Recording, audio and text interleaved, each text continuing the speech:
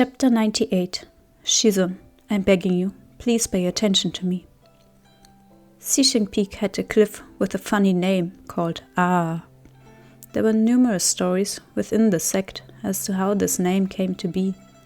The most common was that people often fell from it due to how sheer it was, crying out, Ah! But Moran knew that wasn't the reason. The cliff rose high into the clouds, steep and nigh impossible to scale. It was terribly cold, and its top was covered in snow year-round. This was where the dead of Xixing Peak lay while they awaited their funerals. Moran had only ever come here once in his past life. Then, as now, it had been after the bloody battle that followed the opening of the rift to the infinite hells, which had entered countless lives, Shi Mei's among them. He had refused to accept reality and had knelt by Shi Mei's coffin for days on end, gazing at his face within, which looked almost as if he were merely sleeping. It's called Ah from back when your dad passed, was what Chu Wanning had revealed to him in the past life as he accompanied his nephew in the chill air of the Frost Sky Hall. I only had one brother. We founded Xixing Peak together. But your dad, he was stubborn, just like you. He barely even got to enjoy the good life, and maybe he got sick of it. But one slip against the demons, and he was gone. It was freezing inside Frost Sky Hall. Chu Wanning took a swig from the sheepskin of wine he'd brought, then offered it to Moran. Here, have some. Just don't tell your aunt. Moran didn't take it, didn't move. Chu Wanning sighed. I was so miserable in those days. It felt like my heart had been dug out. All I did was sit up here with your dad and cry. I sound pretty awful when I cry. I was just howling like, ah! And that's where the name came from. He glanced at Moran and clapped him on the shoulder. Your uncle isn't well read or anything, but I know this much. Life is ephemeral, like the morning dew, over in a blink. Mingjing's just gone on a bit ahead of you. You can be brothers again in the next life. Moran slowly closed his eyes. Condolences and whatnot are just words. Chu Wanning continued. If you're sad, go ahead and cry. If you don't want to leave, stay and keep him company. But you have to eat, and you have to drink your water. Go grab a bite at Mournful Hall. After that, you can come back here and kneel as long as you want. I won't stop you. Frost Sky Hall was frigid and silent. White silk drifted lightly within the grand hall, like gentle fingers brushing the brow. Moran gradually opened his eyes. The coffin was the same as the one in his memory, cast from the black snow of Kunlun, lustrous and translucent, with threads of frozen mist streaming from the surface. Only this time, the body lying inside was Chu Wanning's. Moran had never imagined that the one to die in the heavenly rift in this lifetime would be Chu Wanning. He was wholly taken by surprise. He didn't know how to react. Faced with this person's ice-cold body, he found that he didn't feel much of anything. Not joy at the death of his foe, nor grief at the passing of his Shizun. Moran stared at Chu Wanning through lowered lashes for a long while, almost disbelieving. His face appeared even colder than usual, now covered in a layer of frost and truth. Flecks of ice clung to his closed lashes. His lips were a pale blue, and his skin was nearly transparent, the faint blue of veins visible like minute cracks in porcelain. How could he have been the one to die? Moran raised his hand to touch Chu Wanning's cheek. It was cold. His hand traced down to his throat, his neck. There was no pulse. And then to his hand. He gripped it. The joints were already beginning to stiffen, and the skin there felt rough. Moran thought it was strange. The tips of Chu Wanning's fingers were lightly calloused, but his palms had ever been soft and delicate. Despite himself, he looked closer. Scores of lacerations covered his hands, open cuts that, although cleaned, would never heal. He remembered Chu Meng's words. His spiritual energy was completely drained. He was no different from an ordinary person at that time. He couldn't use a single technique, not even a simple communication spell. He could only carry you on his back and climb up the stairs of Xixing Peak, step by step. And when he couldn't do that anymore, when he couldn't even stand, he had crawled on the ground, on his knees, dragging him until his fingers were torn and his hands covered in blood, all to bring him home. Was it you who carried me back? Moran muttered hollowly. His question was met with only silence. Chu Wanning, was it you? Silence. No reply. I won't believe it unless you nod. Moran said to the man in the coffin. His expression was placid, as if fully expecting the person before him to wake up. Chu Wanning, give me a nod. Just one nod and I'll believe you. And I won't hate you anymore. Just one nod, okay? But Chu Wanning only lay there, cold and expressionless, as if it made no difference to him whether Moran hated him or not. He himself had left with a clear conscience, abandoning the living to their guilt. Living or dead, this person had always been more maddening than he was pitiable. Moran sneered. Then again, he said, when have you ever listened to me? As he stared at Chu Wanning, he suddenly felt that the whole thing was so absurd. All these years, he'd hated Chu Wanning for looking down on him. The hatred had deepened when he failed to save Shi Mei. For over a decade, this hatred had festered, twisting and turning in his heart. Then one day, out of nowhere, he was told, when Chu Wanning turned and left you back then, it was to protect you. He was suddenly told that the discernment barrier is twinned. Whatever damage you took, he suffered the same. His spiritual energy was spent. He couldn't even protect himself anymore. Great. Awesome. Perfect. Chu Wanning was right in everything he did. Then what about Moran? Head in the dark, like a know-nothing idiot, running in circles like a goddamn clown, hissing and snarling in his hatred for so long. And for what? A brief misunderstanding was like a smudge of dirt on a healing wound. As long as it was discovered in time, washed off, and the salve reapplied, everything would be fine. But if the misunderstanding was allowed to persist for 10, 20 years, if the person trapped in that web poured in endless hatred, worries, repression, and even his life, these emotions would scab over and grow into new skin, would become part of one's body. And then, to suddenly be told, that's not how it is, you've got it all wrong. What then?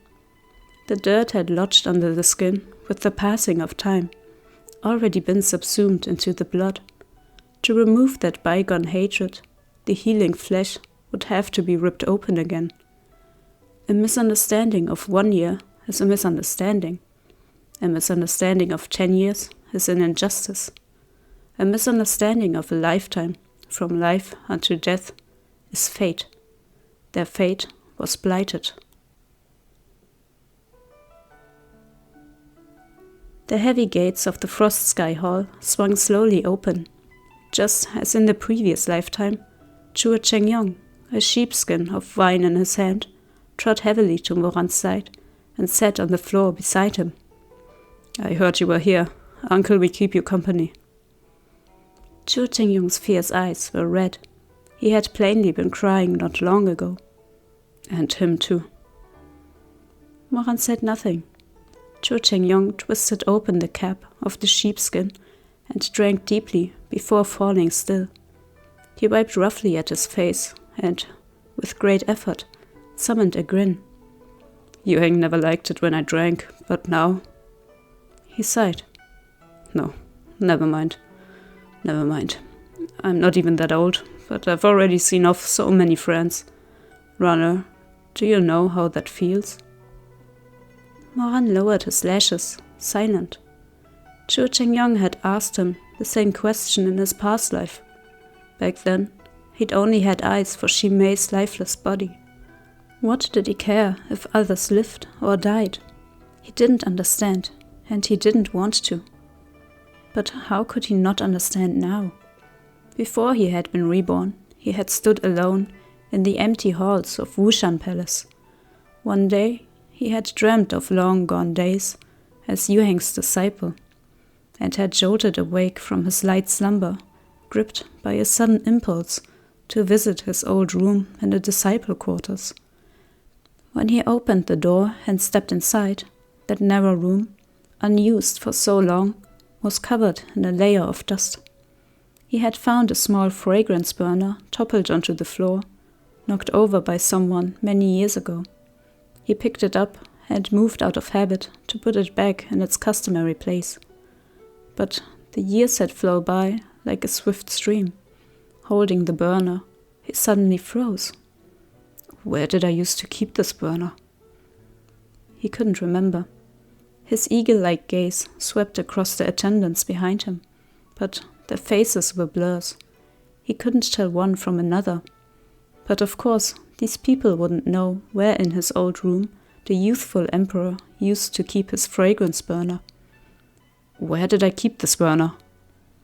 He couldn't remember, and anyone who could was dead or gone. How could Moran not understand how Chu Chengyong felt right now?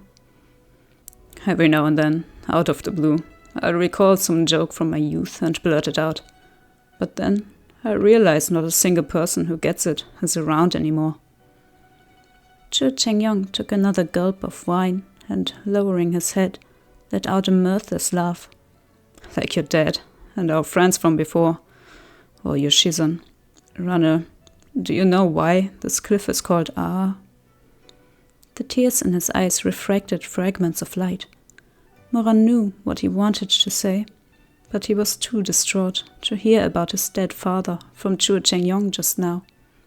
I know. It's because Uncle used to cry here. Ah. Chu Chengyong paused and blinked slowly, the wrinkles at the corners of his eyes deep. Did your aunt tell you? Mm-hmm. Chu Chengyong wiped away his tears and took a deep breath. All right, okay. Then you already know what Uncle wanted to say. Go ahead and let it out if you're sad. It's all right. There's no shame in crying for someone. But Moran didn't cry. Maybe his heart had already hardened into iron after 2 lifetimes of this.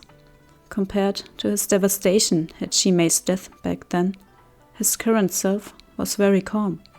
So calm that he was unsettled by his own numbness, surprised to find that he was really this heartless. Chu Chengyong finished drinking and stayed a while longer, then got to his feet rather unsteadily. Perhaps his legs had lost feeling from kneeling so long, or perhaps he had drunk too much. His broad hand clapped Moran on the shoulder. The heavenly rift's been closed, but we still don't know who's behind it all. Maybe that was the end of it, but there may be another big battle on the horizon. Runner, make sure you go down and eat something. Don't wreck your body. With that, he turned and left. It was night, and outside Frost Sky Hall, a waning crescent hung in the skies above. As he trod through the snow that blanketed the cliff year-round, half a skin of wine in hand, Chu Chengyong's voice, deep and rough like a broken gong, rang out in a short tune from Sichuan. Greeting old friends, half-but ghosts, meeting only in cups of wine. Beneath the osmanthus tree hides a pot of wine, a drink shared between time-worn faces and streaks of white. The first light of dawn shatters the dream, all depart, leaving me alone with my aged tears. I'd give what remains of my life to the god of dreams, if only to call you back, cup after cup. Things were different from the past life after all. The one who had died wasn't Shi Mei, but Chu Wanning, and so Chu Chengyong was stricken by an even deeper sorrow. With his back to the open gates of Frost Sky Hall, Moran listened to the lingering sound of that hoarse voice, resonant and mournful. Little by little, like an eagle soaring over the horizon, the voice grew distant until it was swallowed by the wind and snow. The world was blanketed by a brilliant layer of white, and the moon high in the boundless sky washed over all till it was faint and insubstantial, leaving only one line that echoed over and over. Leaving me alone with my aged tears. Leaving me alone with my aged tears. Moran wasn't sure how much time had passed when he finally left Frost Sky Hall to begin his slow descent down the mountain. His uncle was right. The heavenly rift might be closed, but this affair was far from over. Chu Wanning was gone. If there were another battle, Moran would have to fend for himself. It was already late by the time he reached Mournful Hall, and there was no one around, save the old woman who made the late-night supper. Moran asked for a small bowl of noodles and found a corner spot in which to slowly eat. The noodles were hot and numbing, warm in his stomach. Mournful Hall was dimly lit and hazy when he glanced up through the thick screen of steam between ravenous bites. He recalled how stubborn he'd been after Shi Mei's death in his past life, how he had refused to leave or eat for 3 whole days, and how, later, when he had finally been convinced to leave Frost Sky Hall to eat something, he had happened across Chu Wanning in the kitchen, his back to Moran, as he clumsily rolled wrappers and mixed filling. There had been flour and water on the table, and a few rows of wontons arranged in a neat line. Clang. The crash of every bit of it being swept off the table rang out from the bygone past, and stilled the chopsticks in the present Moran's hand. Suddenly, it was hard for him to swallow. At the time, he had thought that Chu Wanning was taunting him, that he purposely wanted to hurt him. But, thinking back on it now, it was possible that Chu Wanning really did only want to make him a bowl of wontons in place of the departed Shi Mei. Who the fuck do you think you are? Do you have any right to use the things he used? To make the food he made? Shi Mei is dead. Are you happy now? Or do you have to hound all your disciples to death or madness before you're satisfied? Chu Wanning, there's no one left in this world who could make those wontons ever again. No matter how much you imitate him, you'll never even come close. Each word a stab to the heart. He went back to eating his noodles, unwilling to think any more on it. His memories gave him no peace. He remembered Chu Wanning's face in that moment with awful clarity, clearer than ever before. His face had betrayed nothing, neither joy nor sorrow. He remembered every detail with an unprecedented sharpness. He remembered the faint tremble at the tips of those fingers, the smudge of flour on the plane of that cheek. He remembered the plump, snowy wontons scattered across the floor. He remembered how Chu Wanning had lowered his lashes and bent to carefully pick up those wontons, now unfit to eat, then thrown them away with his own hands. Thrown them away with his own hands. More than half of the noodles with peas were still left, but Moran couldn't stomach another bite. He pushed the bowl away and fled before this place could drive him insane. He dashed madly through Xisheng Peak, as if trying to outrun this decade-long misunderstanding, as if trying to recover those ridiculous years, as if trying to catch up to that person who had left Mournful Hall that day all alone. Catch up to him so he could say, "I'm sorry, I was wrong to hate you."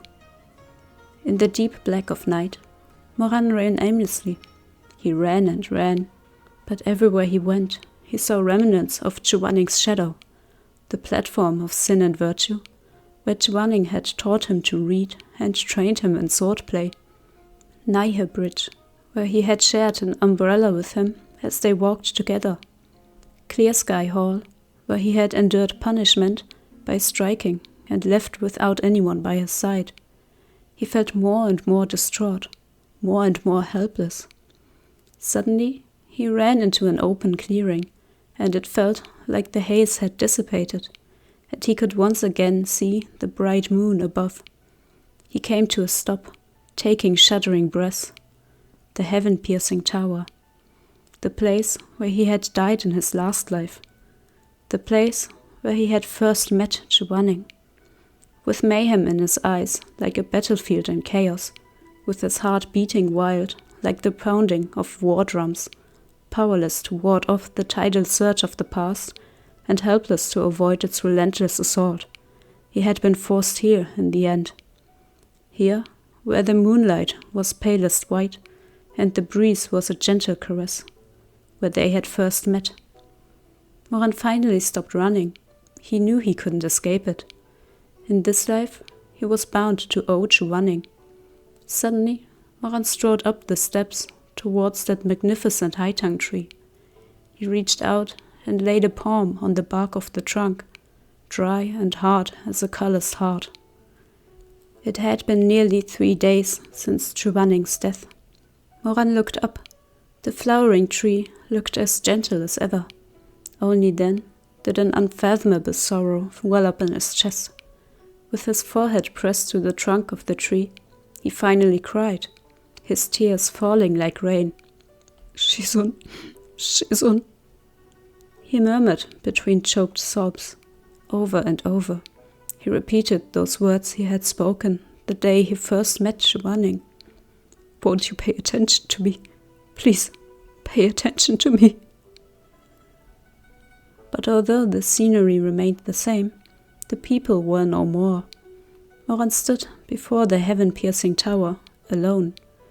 No one would pay attention to him anymore. No one would ever meet him here again. The reborn Moran had the body of a youth, but within it was the soul of the 32-year-old Tashianjun.